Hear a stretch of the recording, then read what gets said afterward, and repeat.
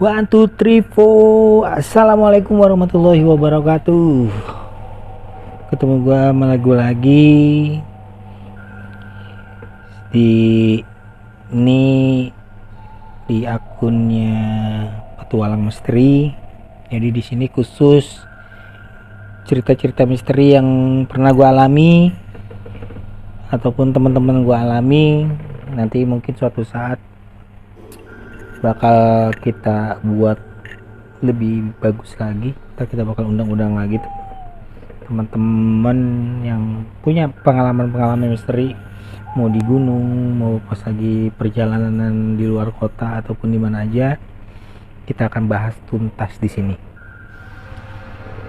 Dan tadi di sini juga ada komen dari di YouTube yang satu, katanya gue punya pengalaman misteri gak pas waktu pertama kali gue naik gunung, atau pertama kali gue mencoba dunia pendakian. Jadi kalau disimpulkan sama cerita gue, jadi dari awal gue mulai naik gunung sampai sekarang jatuhnya ada mungkin teman-teman yang naik gunung gede pernah ketemu juga. Terus juga banyak banget cerita yang gue denger di YouTube tentang misteri-misteri di gunung gede. Jadi mulai apa yang teman-teman ceritakan di YouTube itu gue pernah ketemu semua gitu. Cuman versinya ada yang jahat, ada yang jahil, dan khususnya ke gua itu alhamdulillah gua sih nggak ngerasa mereka menjahili gua gitu.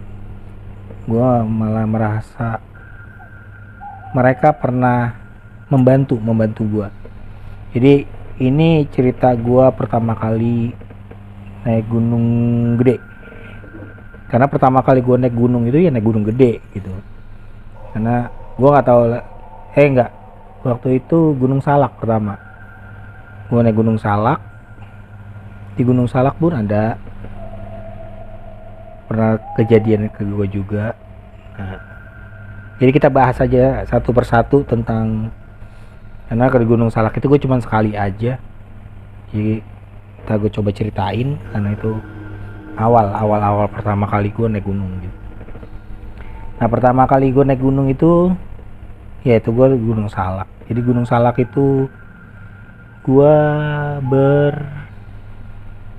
berempat, salah satunya cewek. Nah, jadi 3 cowok 1 cewek. Nah, ini kita masih polos-polosnya gitu loh, masih belum ngerti tentang pendakian, tapi kita udah nyoba-nyoba gitu. Jadi waktu itu kita barengan sama orang Depok kalau nggak salah.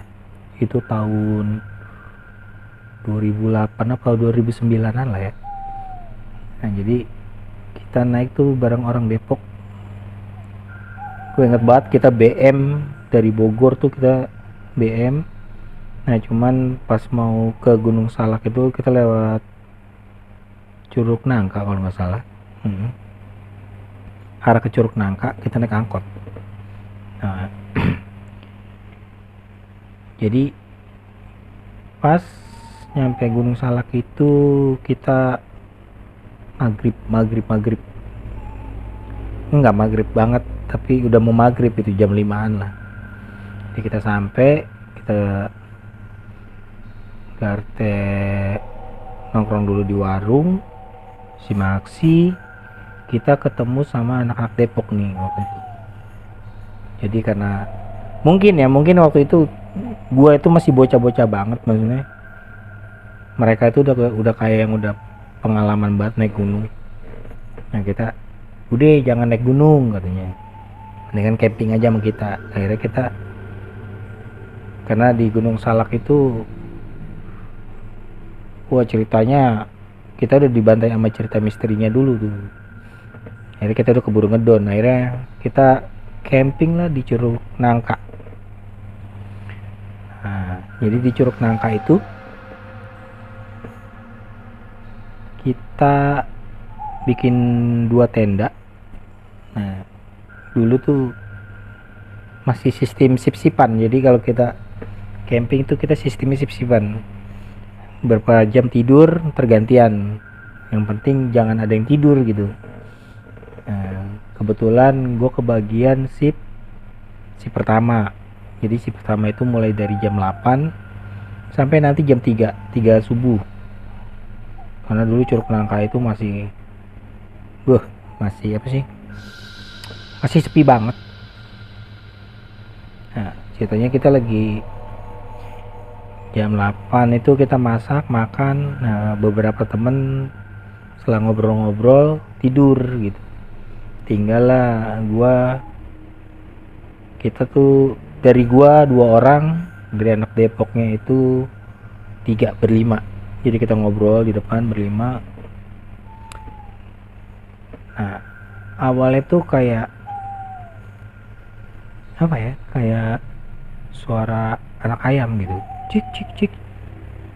Cuma gue bilang, suara anak ayam di mana gitu, karena kan gue nggak pernah denger ya kayak gitulah, maksudnya baru pertama kali itu gue denger gitu. Nah, makin lama ini tadinya deket, tapi lama-lama menjauh. Dan ya itu, kata orang kalau dengernya makin jauh berarti dia makin dekat. Nah, pas kita lagi ngobrol-ngobrol, jadi ada pohon apa ya, dia tuh duduk persis di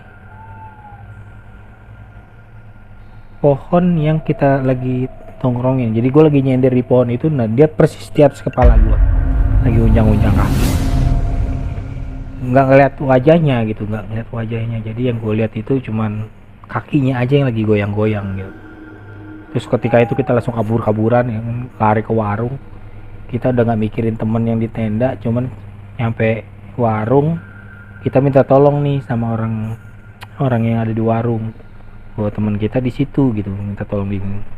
Akhirnya kita rame-rame ke situ. Teman gue yang tidur aja gitu, nggak ngerti. Dan kita putusin untuk malam itu pulang, karena waktu itu gue takut banget. Akhirnya kita pulang gitu. Nah, beberapa hari kemudiannya gue dapat saran dari teman gue nih. Jadi gue tuh loh masih apa sih namanya, masih tergila-gilanya lah naik gunung. Jadi sebulan itu gue bisa naik gunung 4 kali gitu. Saking lagi asik-asiknya lah. Waktu itu kita seminggu kemudiannya kita naik, kata temen gue, naik Gunung Gede ya. Cuman waktu itu kan Gunung Gede itu sistemnya memboking ya. Jadi dulu nggak bisa nggak booking online gitu. Jadi dulu tuh kita harus datang ke, jadi perwakilan kita datang ke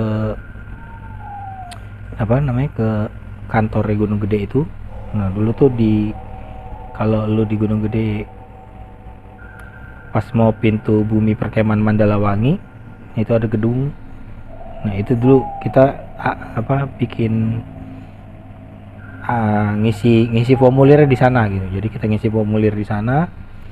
Nah karena kalau dulu harus balik lagi ke rumah, jadi bolak-balik, jadi kita udah spare untuk tinggal di sana 3 hari gitu. Jadi nanti teman-teman tinggal nyusul gitu. Nah, jadi setelah booking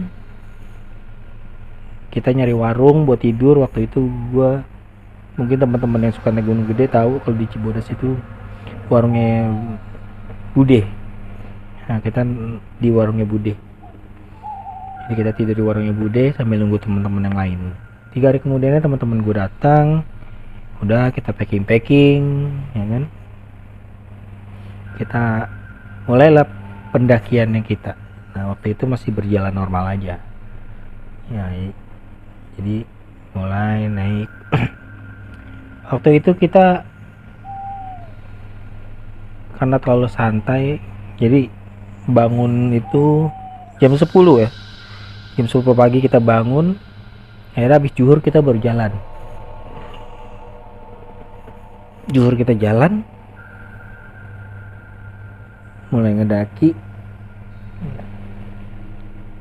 semuanya normal-normal aja gitu, semuanya normal-normal aja sampai saatnya kita nyampe. Karena itu gue baru pertama kali naik Gunung Gede, jadi kita nggak tahu jalurnya, maksudnya masih jalurnya jelas gitu. Kalau naik Gunung Gede itu jalurnya jelas banget, nggak bakal lu, kalau lu nya nggak bandel gitu, kalau lu nya nggak bandel lu nggak bakal kesasar di Gunung Gede gitu, karena jalurnya jelas banget. Nah waktu itu tuh beda banget, jadi Gunung Gede itu sama sekarang tuh beda banget.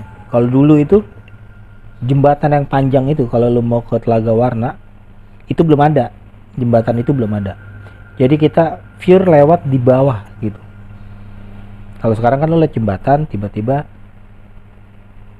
nyampe ke yang mau ke air terjun itu ya. Jadi kalau dulu tuh enggak, belum ada jembatan itu, jadi kita lewat alang-alang. Jadi tuh alang-alangnya tinggi, nah itu di bawahnya itu, di bawah kita itu jalur sebenarnya kali, cuman suka luber gitu, jadi kita ngelewatin jalur air gitu. Nah dulu tuh banyak banget pacetnya di situ. Nah, jadi pas kita jalan-jalan baru sampai dulu tuh, kalau sekarang apa ya, Rawadenok kalau nggak salah ya. Sampai pos Rawadenok itu kita udah ketemu gelap karena jalan kita santai banget. Nah, kita ketemu gelap. Nah dulu tuh nggak ada headlamp, jadi senter sekarang itu nggak ada. Jadi dulu tuh kalau senter sapam zaman dulu tuh yang dari besi seng itu, nah itulah yang kita bawa itu, sama senter yang di kokang itu loh. Nah, sama senter ya, senter gak faedah lah, sama senter yang palanya tuh lu putar dulu baru nyala gitu. Senter merah, kalau lu senter ke tanah ya nggak kelihatan apa-apa gitu, cuman ya remeng-remeng aja. Jadi itulah yang dulu kita bawa. Nah itulah nekatnya kita gitu, jadi dulu gitu super nekat. Nah, jadi kita jalan nggak tahu waktu itu sudah gelap banget, udah nggak kelihatan apa-apa. Nah sampailah kita mau di air panas. Nah jadi kita udah mau air panas.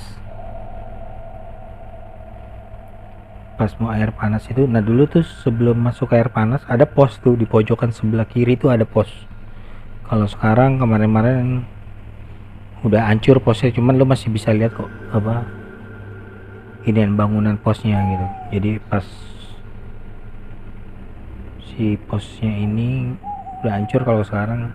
Ya dulu tuh ada, pas kita lagi trek malam, nah kebetulan kita bertiga nih, iya kan, adalah cewek bawa keril dulu kalau nggak salah Alpine, nggak boleh nyebutin merek ya pokoknya. Ya itulah udah kesebut soalnya, itu ukuran 100 liter kalau nggak salah. Cewek sendiri bawa keril 100 liter duduk di pos itu gitu kan. Kita sebagai cowok kan ya itu cewek gitu. Nah teman gue mencobalah menyamperi, nah teh kenapa gitu, capek ya? Iya katanya. Terus mana teman-temannya gitu? Oh temannya udah duluan. Oh gimana, udah enakan belum? Kalau belum ayo bareng, karena udah gelap juga kan, udah gelap, cewek sendiri. itu kita nggak ngelihat dia bawa headlamp atau bawa senter, kita nggak ngelihat. Jadi ya udah kita anterin, ayo. Nah dia mau, dan gue yang mau bawa carrielnya. Jadi yaudah sini teh, gue bantu gitu, gue bawa carrielnya. Jadi kita jalan berempat lah ngelewatin air panas. Sesampainya di kandang batu, di kandang batu ini si cewek tar dulu, duduk istirahat dulu ya kan. Kita istirahat lah di kandang batu. Kita belum tahu kalau itu di kandang batu dulu tuh sebenarnya dari semua tempat yang ada di Gunung Gede itu, dari kalau lu via Cibodas, kalau dulu itu kita paling dilarang, bukan paling dilarang ya, pantang lah kita berhenti di kandang batu atau mendirikan camp kandang batu. Dan kandang batunya pun sekarang nggak kayak sekarang gitu. Maksudnya dulu tuh bener-bener banyak batu. Nah, kalau sekarang kan ada jalurnya, kalau dulu tuh nggak ada gitu. Jadi bener-bener jalurnya ya gitu aja, banyak tumpukan batu-batu gitu, kayak batu-batu jatuh bekas letusan gunung gitu. Nah, kita istirahat. Terus gua rasa udah cukup, karena gue pun nggak tahu gitu, maksudnya gue nggak tahu kalau sebenarnya kalau dari kandang batu ke atas itu masih sejaman lagi kan. Cuman karena kita baru, akhirnya gue tanya lah, teh kalau puncaknya masih jauh gak? Enggak katanya, cuman ya gini, kita jalannya pelan-pelan. Nah kita putuskanlah untuk lanjutin perjalanan. Jadi waktu itu kita lanjutkan perjalanan.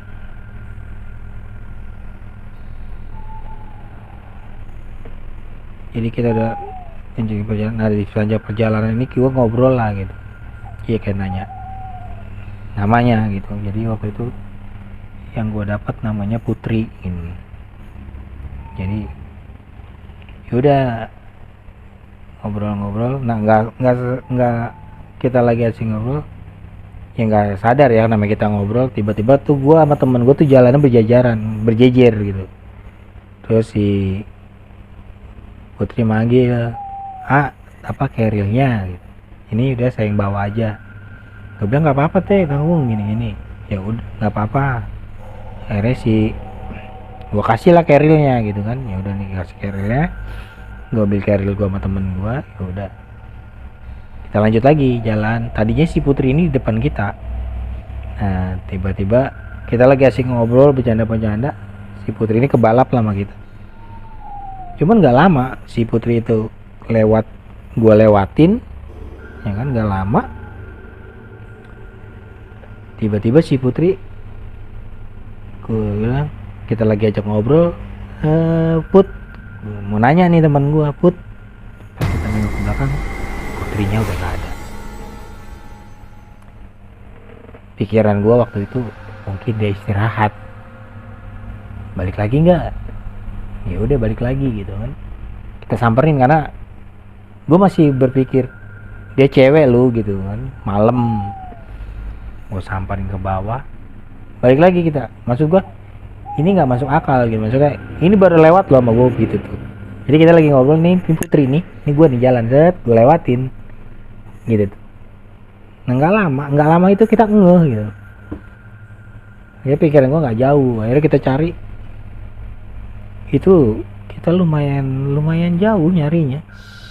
Ini si Putrinya benar-benar nggak ada. Jadi tetap ya kan, gue tetap berpositif thinking gitu. Mungkin dia lihat potong jalur mana, dia lebih paham naik gunung ya kan. Nah, merinding gue nih. Jadi pas mau, gue nggak tahu waktu itu sebenarnya jalurnya udah dekat lagi dengan kandang badak. Lumayan mau mendekati kandang badak.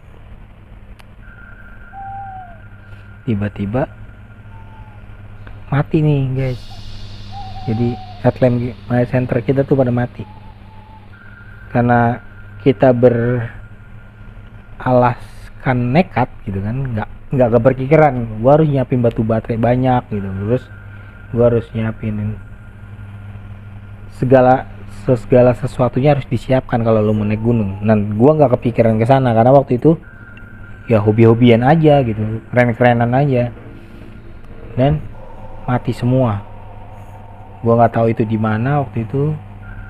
Wah, nggak mungkin kita jalan gelap-gelap nggak kelihatan apa-apa guys. Akhirnya kita putusin untuk berhenti.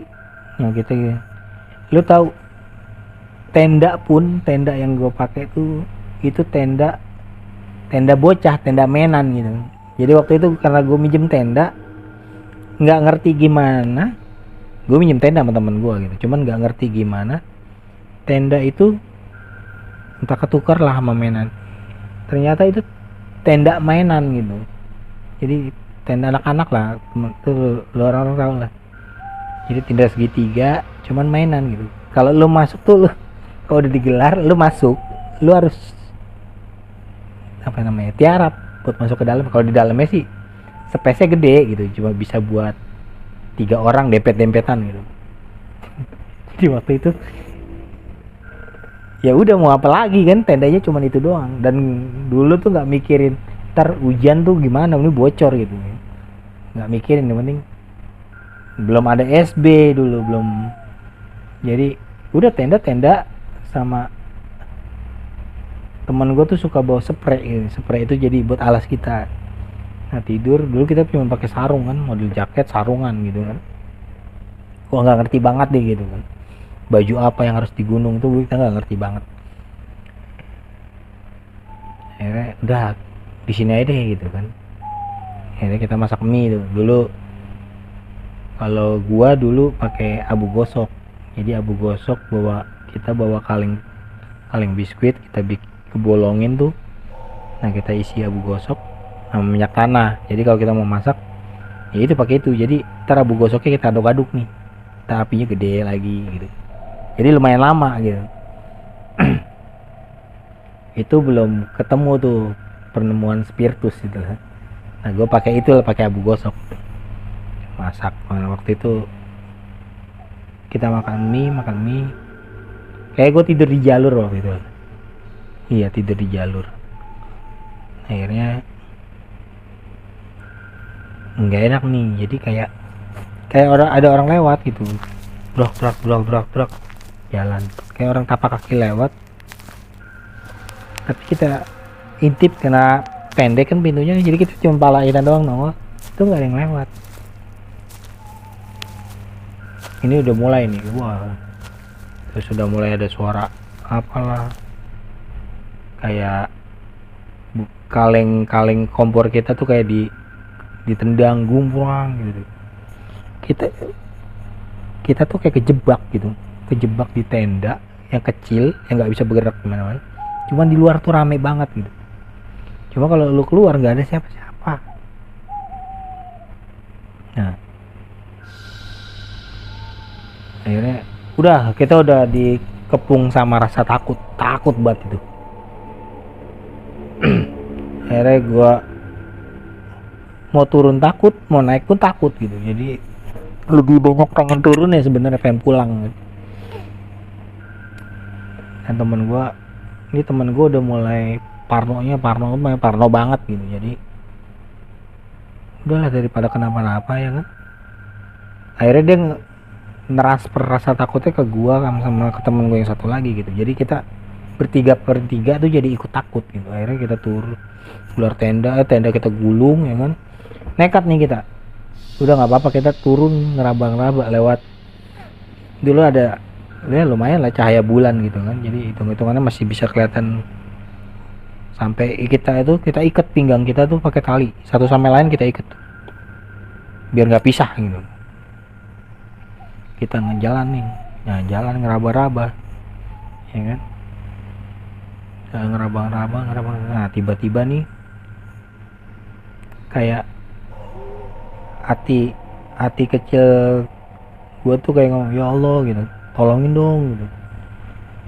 Maksudnya udah takut banget gitu. Pokoknya lu kayak ya gitu lah, lu bakal takut. Akhirnya semua imajinasi lu tuh keluar, ini kayak ya Allah tolongin dong gitu. Nah, ada kunang-kunang satu nih sih lewat, ya kan. Kita ikutin, ini kunang-kunang kayak ngikutin kita gitu, kita kemana pergi jalan dia ngikutin. Cuman pikiran gua ya karena wewangian mungkin ya, kayak tawon kan ngikutin kita kalau kita wangi gitu kan, pikiran gua sama lah kayak gitu. Nah,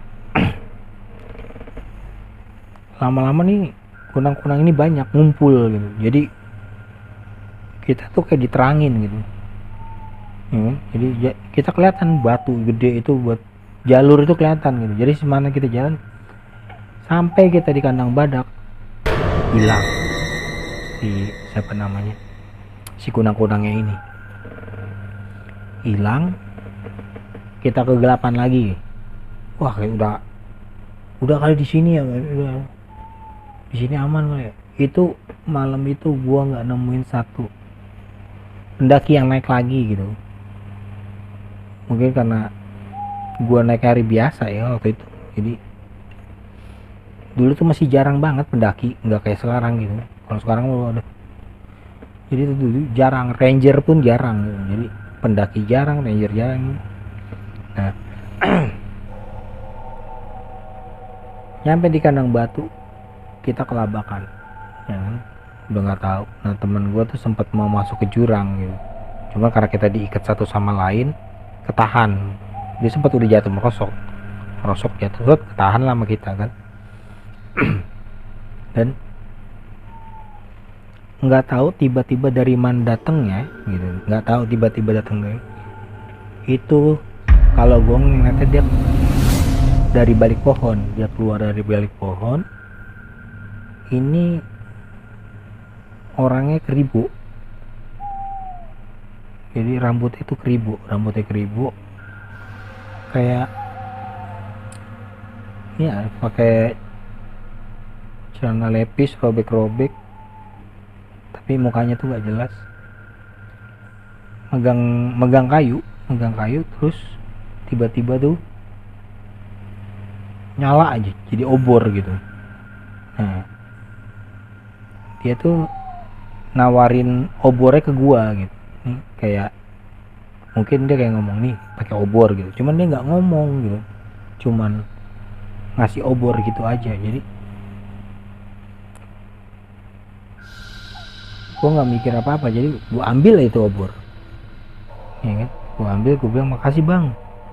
Dia nggak nyaut gitu ya, karena tampias cahaya dari obor sama rambut dia yang keribu, mukanya tuh nggak kelihatan, jadi kayak gelap aja nih kayak gini nih. Nah, jadi gitu buat akhirnya gue bilang makasih bang, ya abang mau turun kah? Gue tanya lagi, abang mau turun kah bareng? Dia diam aja. Ya udah, gue jalan deh, nerusin turun nih sama temen-temen gue. Nah, baru 10 langkah itu gue nengok ke belakang lagi, gue lihat dia masih berdiri di tempat yang sama, masih ngeliatin kita kok. Karena waktu itu terlihat itu karena masih ada cahaya bulan ini kan, masih kelihatan dia masih ngeliatin. Nah, kita jalan-jalan, kita nengok ke belakang, dia ini mulai kayak ngikutin kita gitu. Nah, pas oh dia ngikutin aman nih gitu. Kita senang dong diikutin kan, bukan takut diikutin, karena senang gitu, karena dia udah ngasih obor, nemenin pula ke bawah gitu. Cuma mungkin kayak jaga jarak gitu. Jadi pas lagi gue mau negesin lagi dia masih ngikutin apa enggak, gue nengok ke belakang. Jadi kalau ada batang pohon roboh gitu kan, ada pohon roboh nutupin jalur gitu kan, kita lewat yang kita loncatin. Jadi pas gue nengok, pas dia lagi lewat situ tembusnya bus. Wah, itu gue nggak pakai tanda, gue langsung teriak seadanya itu, gue lari kita seadanya. ya kan, udah nggak mikirin tuh jalur gimana turun itu kan, udah jatuh udah kan. Teman gue sampai sempat berapa kali jatuh pada besut.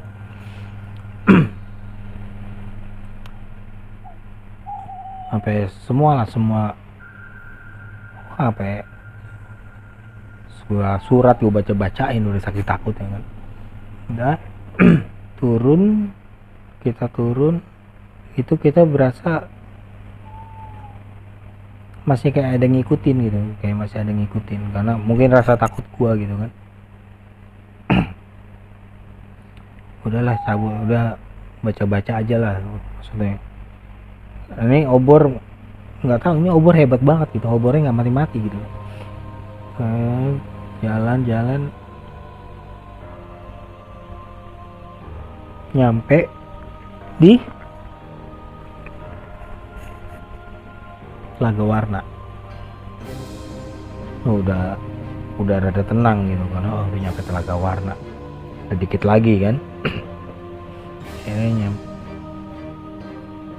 di pos itu kita duduk dulu istirahat kan, minum, kita ngerokok karena udah mulai rada tenang. Tadi tuh wah scare terus gitu, kita dibuat takut terus gitu. Udah ngerokok nyantai. Nah karena ini obor gue taruh deket banget sama mata, jadi kan kita nggak bisa terlalu ngelihat di depan itu, cuma kayak sekilas itu kayak anak kecil lari-larian gitu. Jadi anak kecil tuh kayak lari. Kita kalau kayak gue sulungin obor nggak ada. Nah, jadi aku cuekin aja gitu. Terus kata temen gue, lu kayak ngerasa ada anak kecil lari-larian gak sih? Gue bilang ada, cuman udahlah gak usah diomongin, gue bilang. Udah. Alhamdulillah kita sampai bawah dengan selamat, cuman karena ada beberapa luka karena temen gue yang jatuh itu. Nah, itu temen gue pada besut gitu. Nah,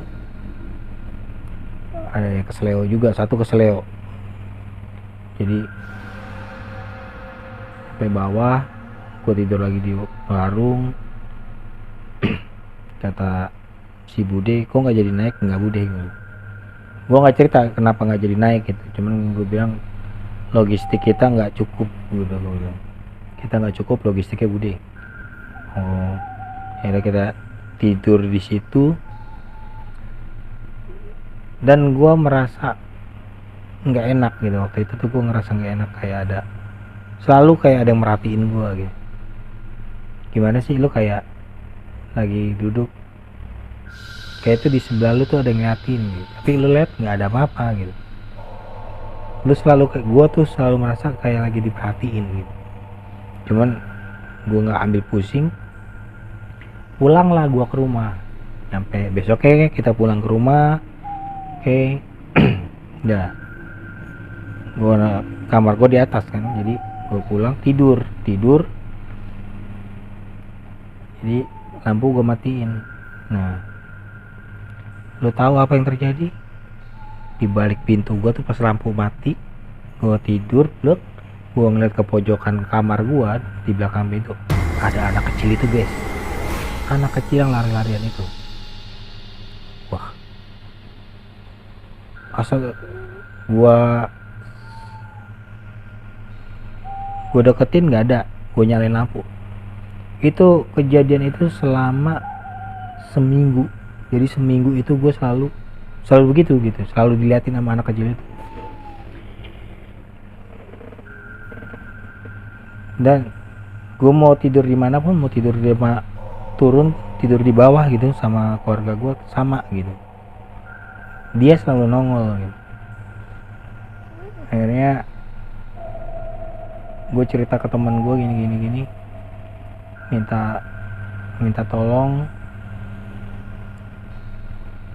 kita ke base camp lagi. Waktu itu gue baru pertama kalinya gue ketemu Pak Uwa.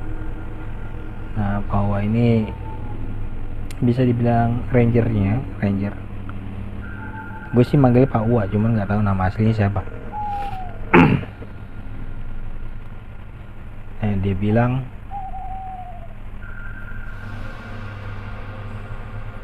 dia anak kecil itu dari Telaga Warna. Jadi nah itulah yang gue bilang, gue ngeliat anak kecil lari-larian, dan temen gue pun ngeliat gitu, bukan gue doang.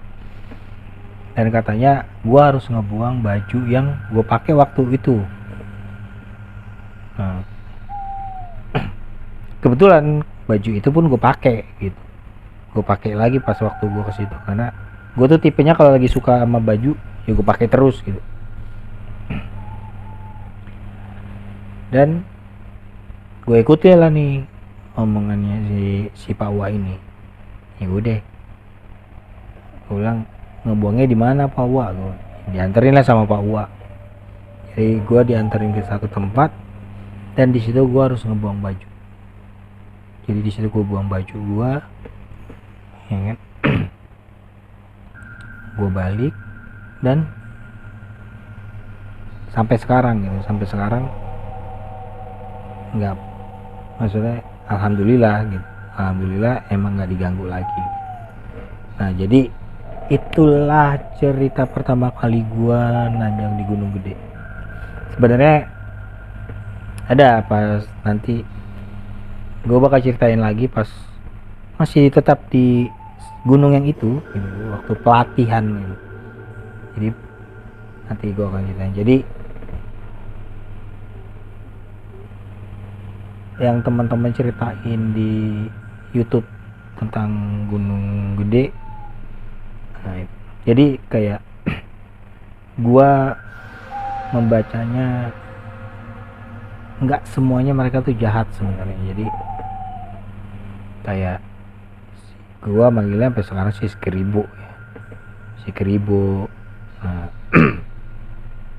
nah kalau Putri itu emang dia ada di air panas itu gitu. Jadi nggak tahu, gua dengar desas-desusnya si Putri ini ceritanya pendaki jatuh ke jurang yang di air panas itu. Dan kalau si Keribo ini nggak ngerti dari mana gitu, cuman dialah yang ada di kandang batu, cuman dia baik gitu, maksudnya waktu gua kegelapan dia memberikan itu tuh opor gitu. Jadi ya ini sih setelah teman-teman ya mau percaya atau enggak, cuman itulah yang gua alamin gitu. Jadi kembali lagi, dimanapun kita, kalau kita bahasanya menjaga adab gitu. Jadi kayak lu datang ke kampung orang, kalau lu rusuh di kampung orang kan pasti orang kampungnya juga nggak seneng dong. Nah kayak gitu. Jadi mau sejago-jago apapun lu, berapa kali pun lu naik gunung, ya gitulah, adab itu nomor satu, karena alam itu menyimpan banyak misteri. Jadi itu aja cerita yang bisa aku share buat yang cerita pertama kali gue mendaki gunung. Nanti gue bakal buat lagi cerita yang masih sama waktu gue pelatihan, dan semoga apa yang gue alamin bisa jadi pelajaran buat teman-teman. Seperti contohnya, sebelum lu naik gunung persiapkan semuanya, jangan sekedar hobi-hobian aja gitu. Jadi sebelum lu naik gunung lu juga harus pelajari dulu survivalnya, jadi lu punya basic gitu. Jadi jangan kayak gua yang dulu itu yang super belak-belakan. Jadi maksudnya modal ayo aja gitu, ayo yang penting keren aja dulu gitu kan. Nah itu jangan. Oke, sekian cerita misteri untuk malam ini. Semoga bisa menghibur, semoga bisa buat jadi pelajaran kita sama semua ya.